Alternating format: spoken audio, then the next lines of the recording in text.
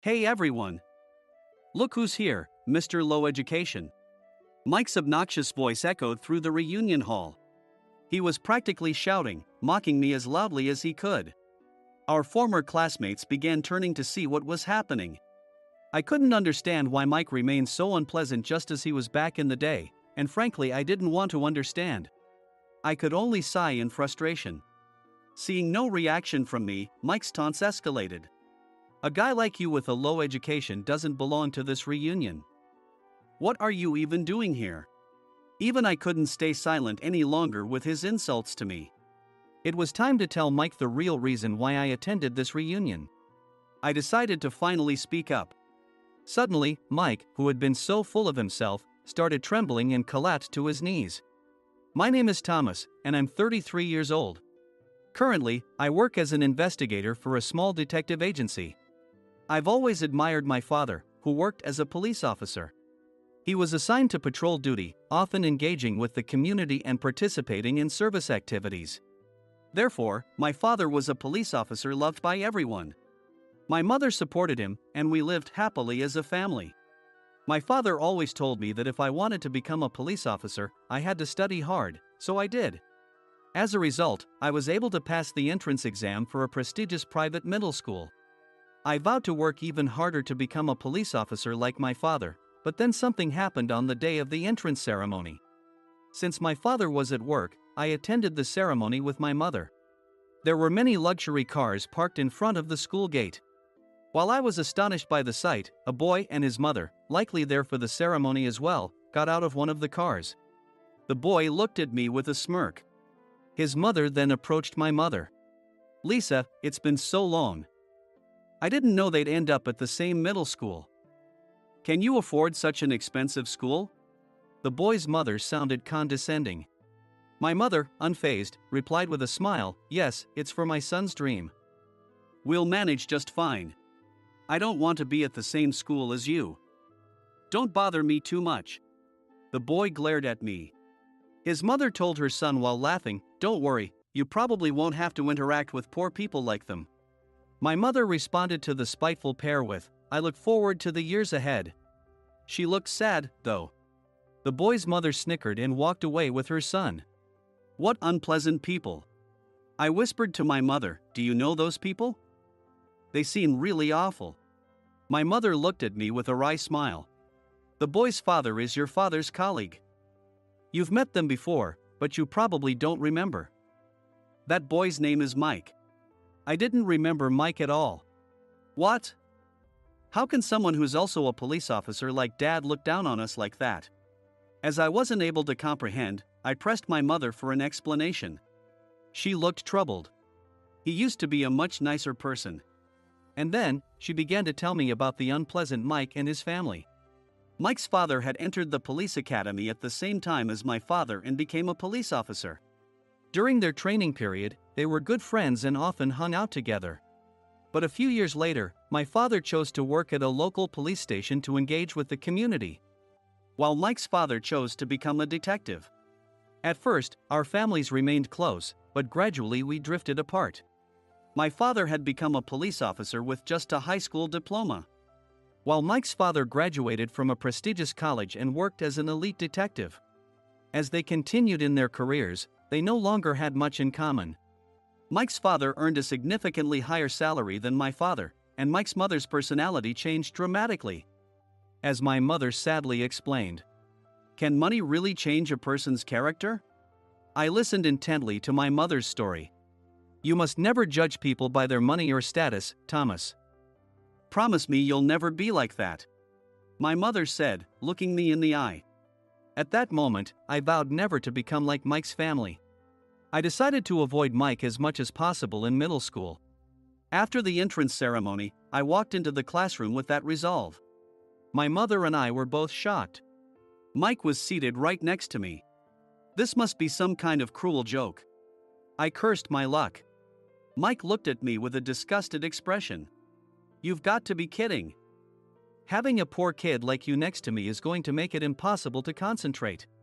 I wanted to throw those words right back at him. I didn't want to sit next to him either. Then, as if joining in on Mike's taunts, his mother said, "Thomas, don't you dare interfere with my son." Did they both just want to look down on me? I was too stunned to respond. My first day of middle school turned out to be a nightmare. On the way home, my mother looked at me with concern. "Do you think you can get along with Mike?" After thinking for a moment, I replied, "I don't think we'll be friends, but I'll try not to get involved with him too much." My mother looked slightly relieved. In truth, I never wanted to have anything to do with such rude people again, but being in the same class, I had no choice. Still, I was filled with anxiety about my new life in middle school. And my fears came true. The next day, my worried mother saw me off to school. When I arrived, I found Mike's belongings on my desk. Mike was chatting happily with other classmates. This is my seat," I said hesitantly to Mike. But he ignored me, even though I was sure he heard me. I spoke even louder to him again. "Hey! This is my seat." Mike turned to me with a smirk. "Oops, my bad. I thought your seat was for storing my stuff," he said mockingly and began to remove his things from my desk. I was filled with anger. However, causing a scene here would only make things worse. I tried so hard to keep my emotions in check. Mike laughed at me and walked away. I could only sigh. The thought of spending 3 years with someone like him was suffocating. Could I really get through this? I felt increasingly anxious. Just then, a classmate approached my desk and started talking to me. "Mike was giving you a hard time already. Don't mind him. He's always like that." It was Jacob, who sat behind me. He had graduated from the same elementary school as Mike and told me that Mike had bullied him in the past, too. He's always bragging about his wealth and making everyone else feel small. Jacob stood up for me. From that point on, Mike continued to hurl insults at me, but Jacob always had my back, making my time in middle school more bearable. My middle school had a high school attached, so inevitably, Mike and I ended up in the same high school. But with friends who supported me, I wasn't as worried. By the time we reached senior year, I was unsure about my future path. I wondered if I should go to college to become a police officer like my father. My father had become a police officer with just a high school diploma. If I were to follow in his footsteps, I wouldn't need to go to college. Even if you want to be a police officer, having a good education is important. "I want you to go to college," my mother insisted. My father, in contrast, said, "Thomas, it's your life. Do what you want. Your mother and I will support whatever decision you make." Hearing this from my father, I decided not to go to college. "Thomas, you're not going to college?" Jacob asked with wide-eyed. I explained that I wanted to become a police officer like my father and would take the exam after high school. Jacob, surprised but supportive, said, "Wow, Thomas. That's awesome. Good luck." Then a familiar and unpleasant voice interrupted. "Not going to college? You just don't want to study, do you? You'll never become a police officer. Stop joking around." Mike's words stung. I knew I wasn't exceptionally smart or athletic. I was well aware that I might not become a police officer. Hearing it from Mike made it even more painful. Seeing this, Jacob raised his voice in my defense. "Mike, that's too much.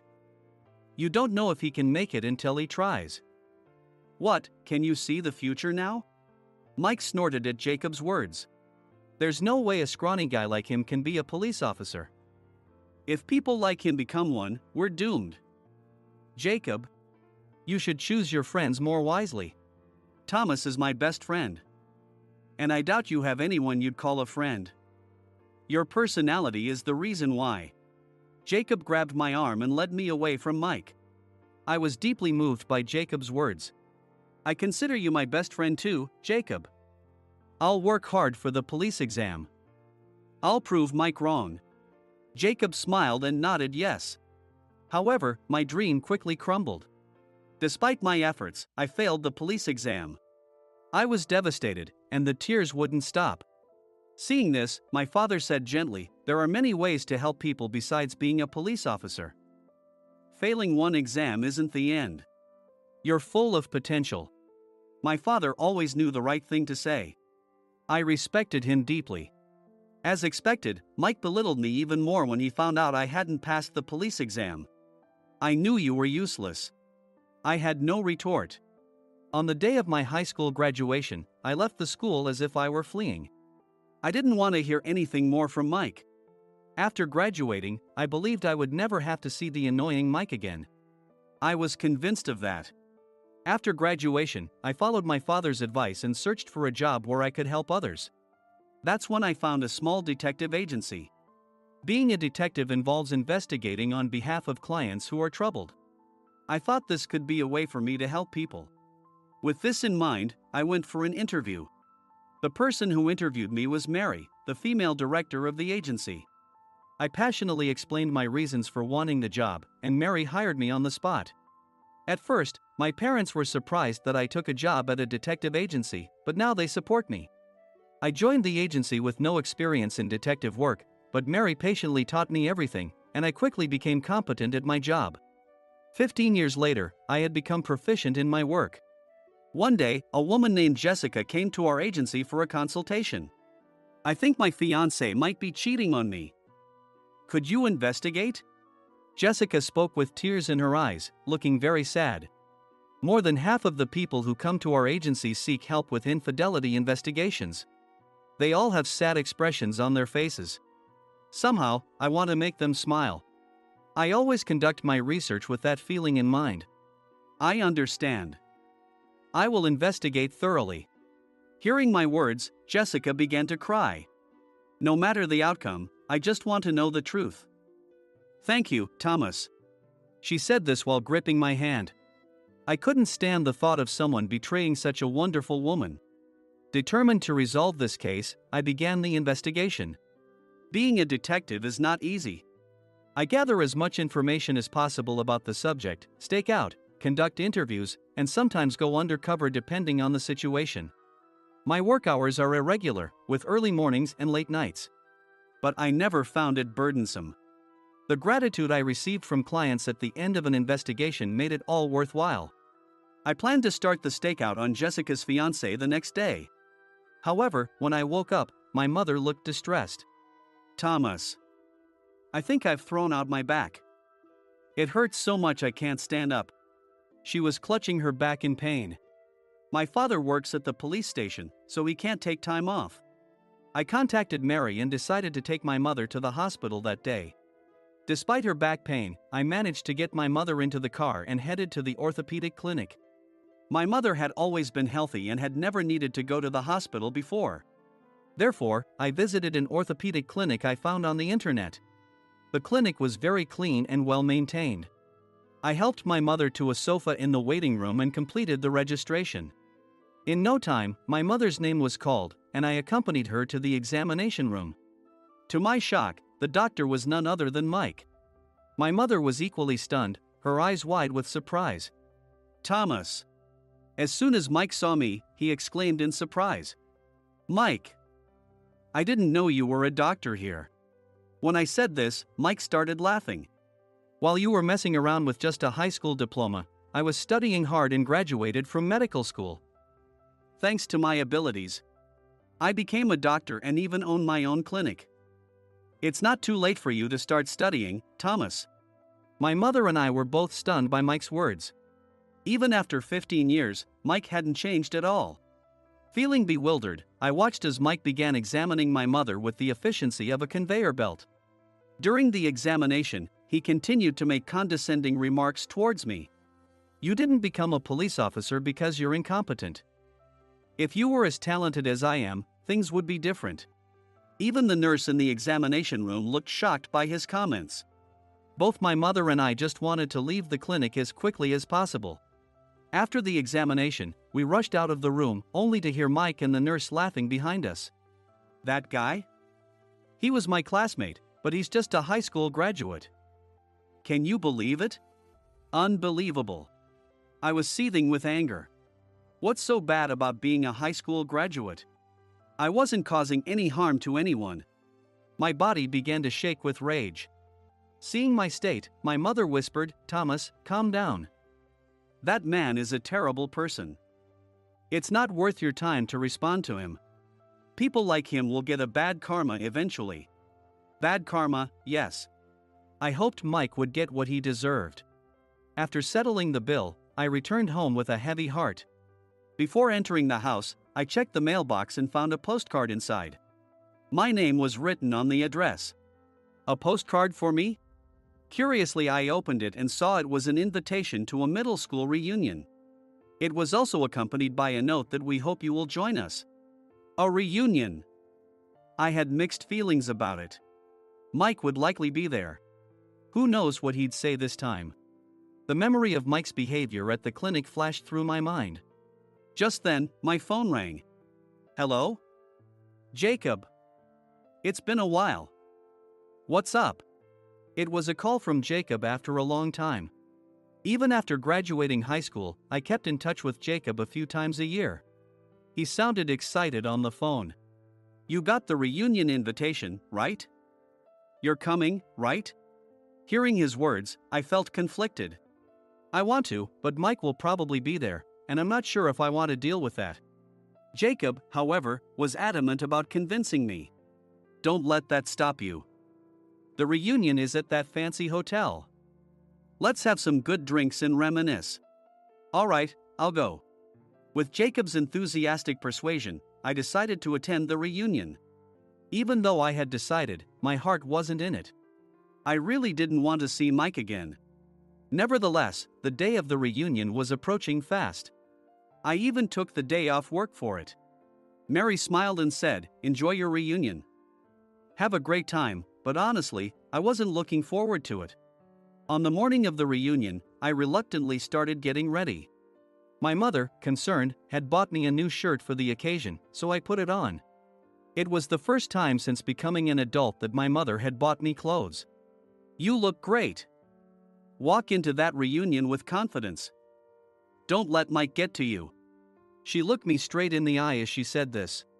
Though my mother had always maintained a calm demeanor in front of Mike, every time he said something cruel to me, it broke her heart. Don't worry, Mom. There's no way I'll let Mike beat me. That's right. With my mother seeing me off, I left the house and headed to the fancy hotel where the reunion was being held. When I arrived and entered the restaurant, many of my former classmates were already there. Jacob spotted me and eagerly approached. Hey! Glad you made it. Let's have some good drinks and catch up. He handed me a glass of wine. As we toasted, I noticed some commotion at the back of the restaurant. I looked over and saw Mike standing with a beautiful woman. Mike was introducing her to our classmates. This is my fiancée, Rachel. She's the daughter of the director of T Hospital. We're getting married soon. And her father is going to invest a lot of money into my clinic. My clinic is going to expand even more. Mike boasted to our classmates. They looked at him with envy, amazed that he was marrying such a beautiful and wealthy woman. I quickly turned my attention back to Jacob. I thought nothing good would come from being involved with Mike. But Mike soon noticed me and shouted loudly. Hey everyone!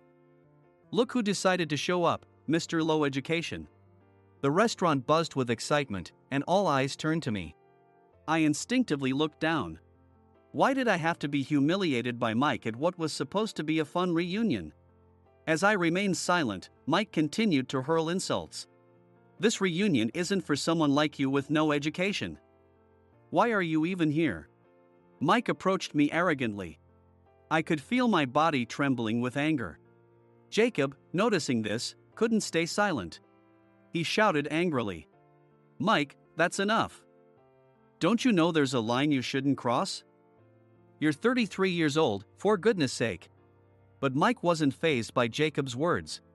Instead, he laughed. What I'm saying is the truth. This reunion is for elites. Mike then glared at me. It's true that many of our classmates had high-paying jobs, but there was a better way to express it. To make matters worse, Mike began to insult my parents.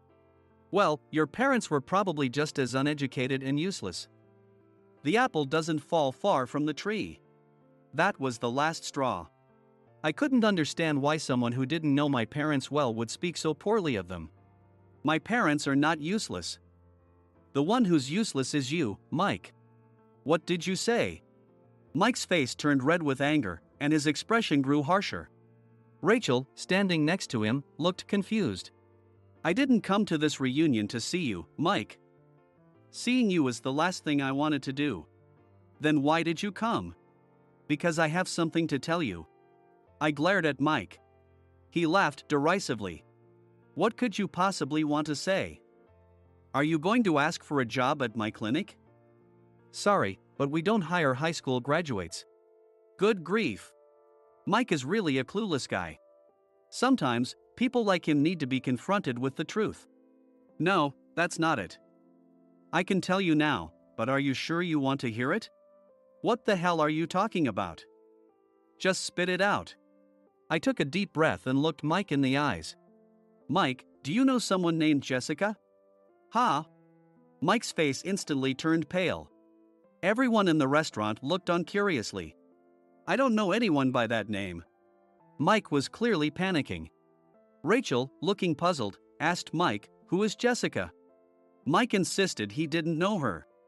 Let me ask you again, are you sure you don't know her? I said I don't know her. How many times do I have to say it? I sighed. At that moment, a loud voice echoed from the restaurant entrance. How could you do this to me? You said you wanted to marry me. Who is this woman? Jessica. What are you doing here? Jessica had entered the restaurant. Rachel, her eyes wide with shock, said, You told her you wanted to marry her? What is going on? Mike, his face ashen, desperately tried to make excuses. Rachel, it's not like that. She's just a friend. I'm not just a friend. You said you loved me. That's why I lent you money. The venue was in an uproar. Everyone was watching the commotion, whispering about it. I never borrowed any money. It's all lies. Jessica began to cry at Mike's words.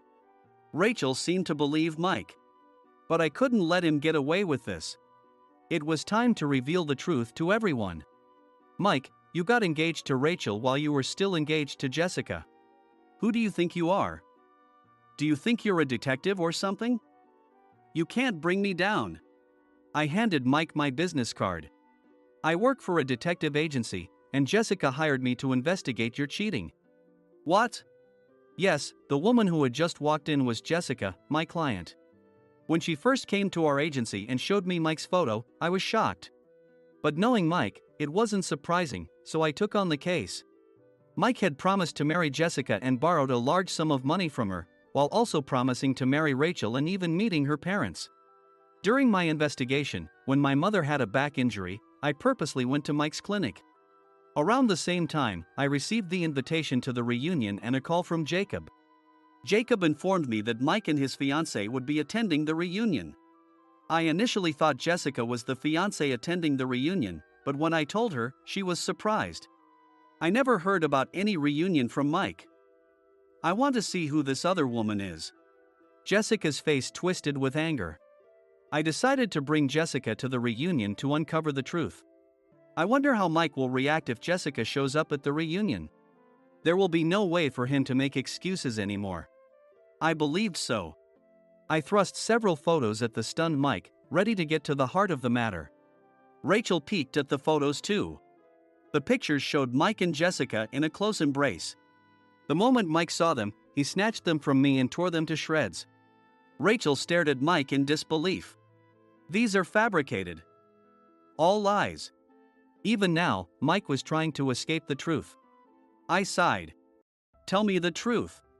Rachel looked at Mike with a face that seemed on the verge of tears. Mike grasped her hand, desperately whispering, The only one I love is you, Rachel. Suddenly, a woman who had been watching the scene unfolded walked towards Mike. It was Emily. In middle school, she hadn't been particularly noticeable, but 15 years later, she had become quite beautiful. Mike. You promised to marry me too, didn't you? So you were seeing 3 women at the same time? Emily's words sent a wave of shock through the restaurant. Even I didn't know about this and couldn't help but do a double take at Emily. Mike was visibly shaken, trembling uncontrollably. How many women have you deceived? I can't believe this. I'm breaking up with you. And you'd better repay all the money you borrowed. I'll be claiming damages too. Jessica stormed out of the restaurant in fury. Rachel, now red-faced with anger, confronted Mike. So you were deceiving me too? How dare you? I'm calling off the wedding. Goodbye. No. If the wedding is called off, I won't get the investment for my clinic. I'll make sure my father knows. The investment is off. Obviously. Rachel. Please, don't say that. Rachel said that and left the restaurant just like Jessica. Mike, in a panic, chased after Rachel and left the restaurant. The restaurant fell silent. Cheating scum. Lost all respect for him.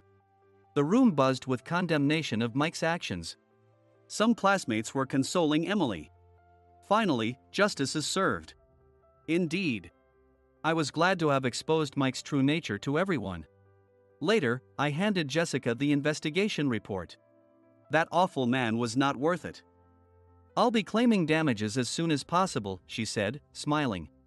Eventually, Mike ended up paying a substantial amount in damages to Jessica, Rachel, and Emily.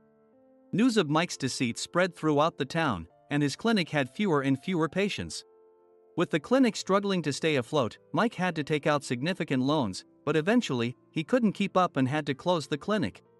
On the last day, Mike was reportedly bawling his eyes out in a pitiful display. This was the result of his actions. I hope, even though it might be too late, that Mike never repeats his mistakes and lives without causing trouble for others. Today, as always, I continue my work as a detective, helping those